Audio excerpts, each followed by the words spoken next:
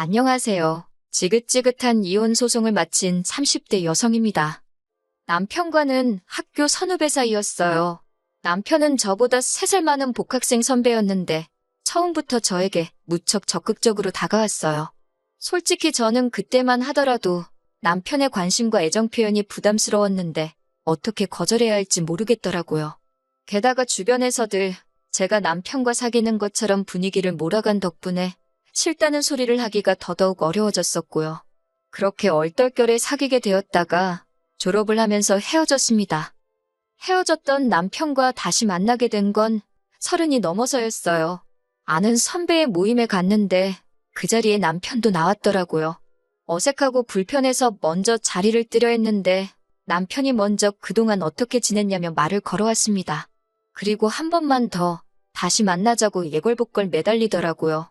그 무렵 제가 개인적으로 힘든 일이 있기도 했고 그래서인지 결국 남편에게 다시 마음을 열고 많이 의지를 했던 것 같아요.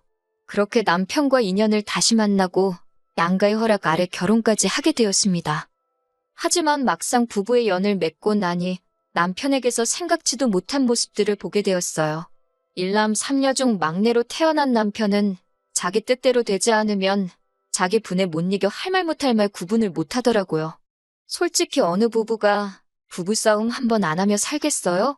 그리고 그 이유가 꼭 술이나 여자 문제처럼 크지 않을 때도 있잖아요.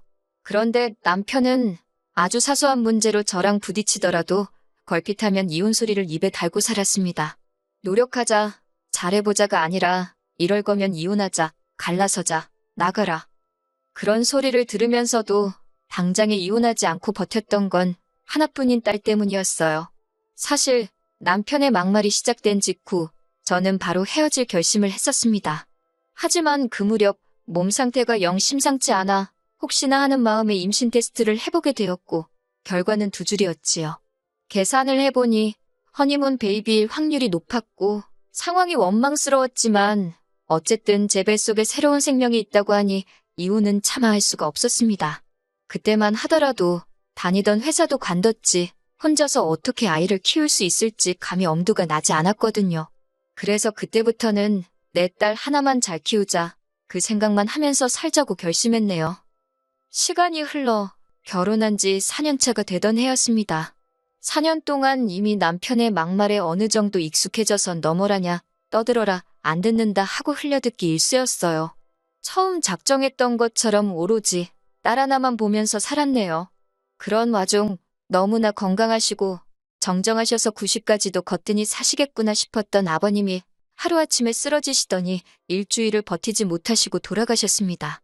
문제는 장례식을 마치자 어머님께서 대뜸 당신은 제사 안 지낸다고 하시더라고요. 원래도 제사가 없던 집이라서 솔직히 저는 이상할 게 없다고 생각했어요. 그런데 순식간에 집안은 발칵 뒤집어졌습니다.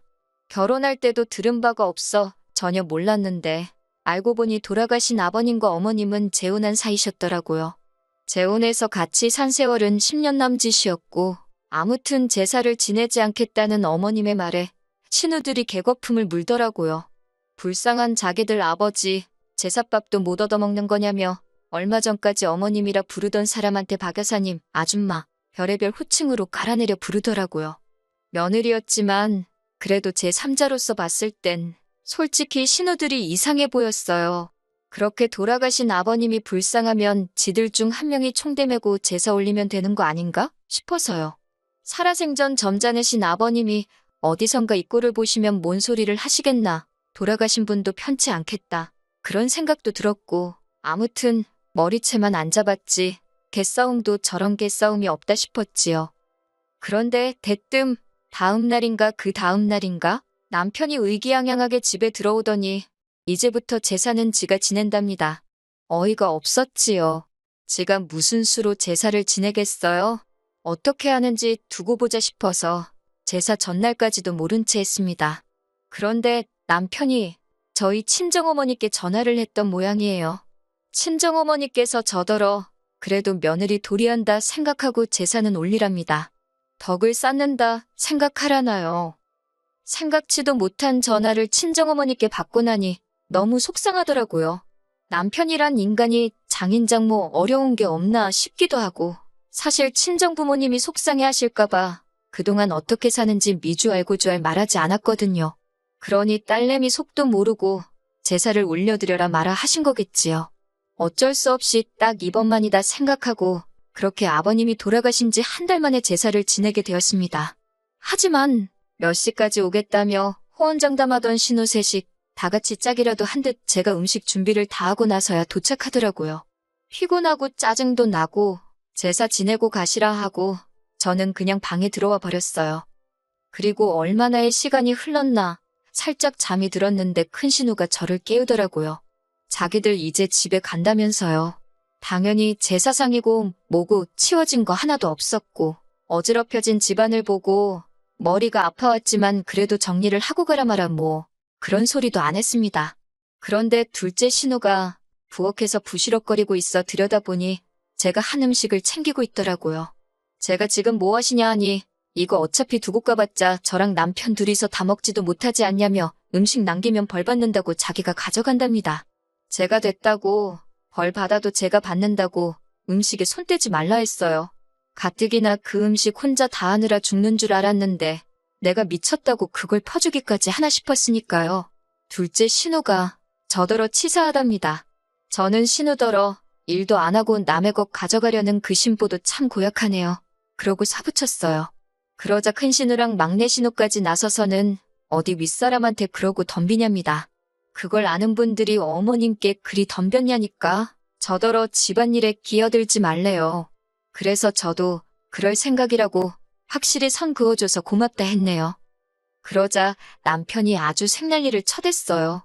어디 신우들 어려운 줄 모르고 하고 싶은 말 다 하고 사냐고요. 내가 지금 누구 제사 지내다 이 욕을 보고 있는데 그런 생각을 하니까 예전과 달리 분노라고 해야 하나요? 삭혀지지가 않는 거예요. 그런데 남편이 먼저 저더러 이혼하자입니다. 시댁 식구들 알기를 우습게 아는 여자는 자기 마누라 할 자격이 없다나요? 자기는 누이들하고 살 테니 저더러 혼자 잘 먹고 잘 살라고요. 그때 신우들 표정은 가관이었어요. 갑자기 다 큰 남동생이 당장이라도 자기들한테 들러붙을 것 같았는지 아주 아연실색을 하더라고요. 남편은 못 본 것 같았지만 막내 신우가 저더러 빨리 미안하다고 하랍니다. 막 뒤에서 열심히 저한테 꼴 같지 않은 사인을 보내던데 저는 보란 듯이 그래 이혼하자 그랬습니다. 아주 담담하게 이혼하는 게 좋겠다고 했어요. 그러자 이번만큼은 남편도 약간 주춤하는 기세를 보이대요. 그리고 이튿날 남편이 집을 나갔습니다. 처음엔 평소처럼 출근한 줄 알았는데 퇴근할 시간이 지나도록 집에 안 오더라고요. 걱정은 하나도 안 되었지만 그래도 어디 가서 비명행사한 건 아닌가 싶어서 전화는 한번 걸어봤어요. 그랬더니 또 그건 봤더군요. 한다는 소리가 자기 기분 풀릴 때까지 안 들어갈 거랍니다. 생활비도 안 줄 거라고 그래요. 어이가 없어서 그냥 빨리 협의 이혼하고 깔끔하게 갈라서 자니까 그건 싫다면서 자기 없는 동안 제가 뭘 잘못했는지 반성하랍니다. 어이가 없어서 전화기에 대고 신나게 웃은 다음에 제발 집에 들어오지 말라고 했어요. 이후로 저는 친정부모님에게 그동안 제가 겪은 일을 털어놓았습니다. 전에는 그래도 시집간 맏딸이 부모님 걱정시키는 건 자식된 도리가 아니다 싶어서 어지간한 일은 말씀드리지 않았거든요. 부모님께선 제 이야기를 들으시곤 말 그대로 당신들 가슴을 내리치셨습니다. 앞으로 어쩔 거냐고 물어보시길래 일단 직장을 알아볼 생각이라 했어요. 남편인지 뭔지 그 작자가 언제 집구석에 기어들어올지도 모르겠지만 더 이상 그 인간 돈 한 푼도 쓰기 싫다고요. 이후로 친정의 아이를 맡기고 저는 회사를 다니기 시작했습니다. 사실 저희 딸이 10달을 채우지 못하고 8개월 만에 세상 구경을 했어요. 그렇다 보니 처음부터 돈이 좀 많이 들어가게 되었는데 남편 벌이가 괜찮았거든요. 저한테 좋은 남편은 아니었지만 아이한테는 경제적으로 좋은 아빠였지요. 그래서 솔직히 치사하고 더러울 때도 있었지만 그래도 돈 타서 쓰는 죄다 생각하고 어거지로 참고 사는 거예요. 하지만 이혼하자는 소리가 안 먹히니까 결국엔 돈 가지고 이러는구나 싶어서 하루라도 빨리 어떻게든 경제적으로 자리를 잡아야겠다 싶었네요. 그리고 이후로 저는 남편에게 단 한 차례도 연락하지 않았습니다. 한 달, 두 달이 지나도록 아무런 반응도 보이지 않았지요. 그러니까 오히려 남편이 불안해졌던 모양이에요. 집 나간 지 한 4개월쯤 되었을 땐가 모르는 번호로 전화가 걸려왔는데 직감적으로 남편이란 걸 알 수 있었습니다. 저는 그 전화를 일부러 받지 않았고요. 그러자 두어 번 정도 전화가 더 걸려왔고 역시나 받지 않았더니 뭐가 급했는지 이번에도 장모인 친정어머니께 전화를 걸었더군요. 친정어머니가 이야기를 전하시길 남편이 슬쩍 화해하고 싶다는 뜻을 보이더랍니다. 하지만 정신을 들차린 건지 친정어머니더러 판을 좀 깔아달라고 그랬다나요? 친정어머니가 저더러 어쩌고 싶냐 물으시길래 됐다고 했습니다. 남편 목소리 안 듣고 사니 살 것 같고 얼굴을 안 보고 사니 속이 다 후련하다고 이혼이나 마무리 짓게 집에 들어오란다고 전해달라 했지요. 그리고 며칠 뒤 남편이 집에 들어왔습니다. 한다는 소리가 이혼해 줄 테니까 저더러 애를 포기하라대요. 그럼 그렇지. 이 치사한 인간이 쉽게 저를 놔주지 않을 거라 생각은 했지만 그래도 지 자식을 가지고 이럴 줄은 몰랐어요. 이제껏 아이 하나만 보고 버텨왔기에 제 속은 말이 아니었습니다만 알겠다 했습니다. 당신이 그렇게 우리 애를 사랑하는지 전에는 내가 몰랐다고 앞으로 잘 키워달라고 했어요. 그러자 남편이 어떻게 엄마라는 사람이 그렇게 쉽게 자기 애를 포기할 수 있냐고 오히려 난리를 치더니 급기야는 아주 발악을 하더라고요. 못 준다고 할 땐 언제고 가지라니까 난리냐고 저도 악을 썼어요. 마치 우리 애가 짐짝 취급을 받는 것 같아서 제 속은 타들어갔지만 이렇게라도 하지 않으면 결국 또 남편한테 끌려다니겠구나 싶어 어쩔 도리가 없었습니다. 한바탕 전쟁을 치르고 나서 신우 셋한테 연락을 받았어요. 특히 큰 신우는 할 이야기 없다는 저를 붙들고는 자기한테 한번 털어놔보라며 들어주려는 척을 하더라고요. 에라 모르겠다는 심정으로 결혼 직후부터 남편이 보인 행동들과 막말들을 다 이야기했습니다. 그러자 신우가 한다는 말이 그건 다 제 오해래요. 아무래도 남편이 막내다 보니 조금 떼쓰는 경향이 있는데 저한테는 오빠다 보니 어떻게 떼를 써야 할지 몰라서 그렇게 말이 먼저 나간 걸 거라는 말도 안 되는 변명을 늘어놓더라고요. 그러면서 한다는 소리가 술 문제도 여자 문제도 아니고 그렇다고 돈을 못 벌어오는 것도 아닌데 저더러 참고 살랍니다. 원래 부부관계라는 게 한쪽이 참아주고 받아주고 그러면서 버티는 거라나 어쩐다나 그런 소리를 듣고 있으니 내가 뭘 바란 건가 싶더라고요. 어차피 팔은 안으로 굽는 걸 알면서 협의 이혼으로 진행하고 싶었지만 숙려기간에 남편이 마음이라도 바꾸면 전부 백지화 된답니다. 그 소리를 듣고는 바로 소송으로 마음을 굳혔어요. 변덕스럽고 찌질한 인간이 분명히 한다 했다 안 한다 했다 왔다리 갔다리 할 게 불보듯 뻔해서요. 그제서야 남편은 위자료까지 뺏기게 생겼다 싶어서인지 제 앞에서 싹싹 빌었습니다. 두 번 다시는 이혼의 이응자도 입에 담지 않겠다며 저 없으면 못 산다나요. 그런 남편에게 나는 당신이 없어야 산다고 사부쳤습니다.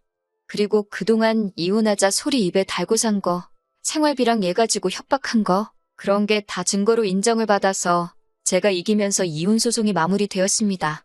여기 이렇게 짧게 적어서 그렇지 솔직히 1년이나 걸렸어요. 아, 양육권도 제가 가지고 왔습니다. 물론 애아빠다 보니 어쩔 수 없이 한 달에 한두 번은 애를 보여주기 위해 만날 수밖에 없지만요. 원래는 이혼하기까지의 과정에서 본의 아니게 친정부모님께서 고생을 하게 만들었었지요. 아이 데리고 집 나와 사는 동안 제가 일 나가고 부모님이 아이를 케어해 주셨거든요. 그런데 이제는 이혼도 했고 양육비도 남편한테 꼬박꼬박 받게 되었으니 부모님 집에서 나오게 되었고 지금은 아이랑 둘이서 지내고 있습니다. 남편과 이혼하게 된 걸 누구 탓을 할 순 없지만 그걸 가지고 저희 부모님이 고생하실 필요도 없다고 생각하거든요. 신혼 때부터 걸핏하면 이혼 노래를 부르던 남편은 막상 이혼하고 나니 정신 차렸나 봅니다. 돈 잘 벌면 뭐합니까?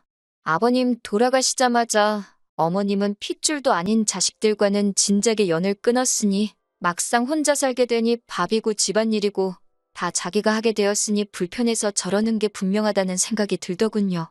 그렇게 우기던 아버님 제사는 앞으로 지가 스스로 준비하려나? 아니면 지 누이들이 제 시간에 와서 도와주려나 의문이네요. 아이를 아빠 없이 키우고 싶지 않아 참아왔었는데 이혼하고 나니 별거 아니더군요. 오히려 엄마 아빠가 화목하지 않은 집안에서 아이를 키우는 것보다 아이한테도 이 편이 더 나은 것 같습니다. 애 때문에 참고 살아가기엔 제 남은 인생이 너무 아깝잖아요? 얼마 전에 온 남편의 정신 차렸고 앞으로 좋은 아빠, 좋은 남편이 되겠다는 연락을 마지막으로 남편의 전화번호를 차단했습니다. 친정 부모님은 좋은 사람 만나서 때가 되면 재혼을 하라는데 사실 엄두도 안 나네요. 돈 벌어오는 거 당연히 수고스럽고 고마운 일이지만 그걸 가지고 생색내면서 뒷바라지해주고 애 키워주고 저는 식모도 아니고 남편의 엄마도 아니니까요. 돈 잘 벌면 결혼 상대보다 집에서 일해주는 사람을 구해야지요. 아무튼 결과적으로 그럭저럭 저는 잘 지내고 있습니다. 이혼은 분명 쉽지 않은 결정이었지만 후회 없는 선택이었어요.